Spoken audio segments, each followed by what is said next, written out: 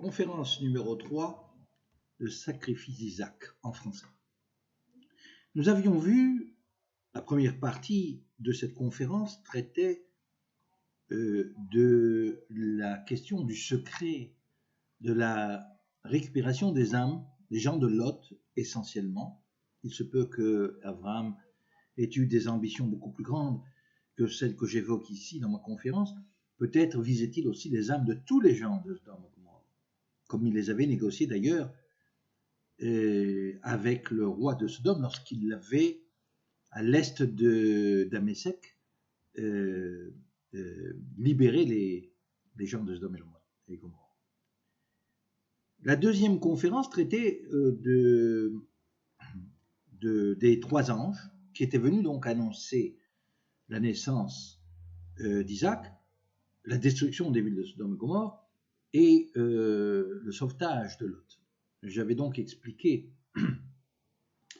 j'avais résolu le problème de savoir comment Abraham ne savait pas distinguer entre la viande et le lait, une des lois fondamentales culinaires du judaïsme.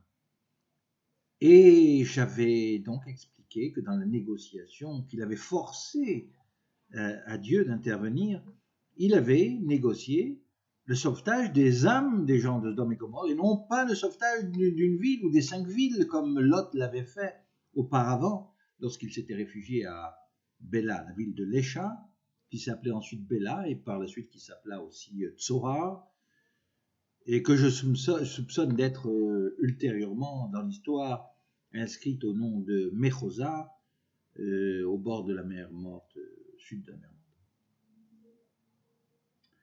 Donc, cette conférence va porter sur le sacrifice lui-même, l'Holocauste. C'est le titre de la conférence, l'Holocauste.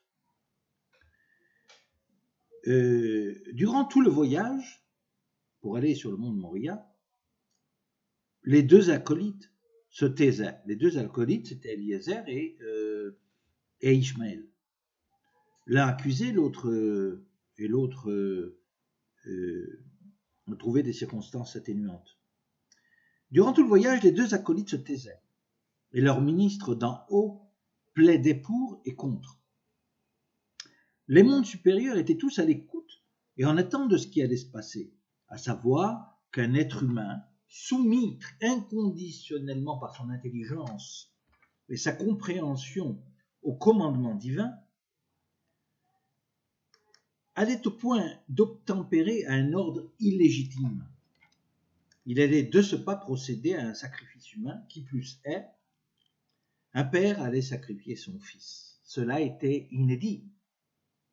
Le jugement dura pendant 3 jours laborieux.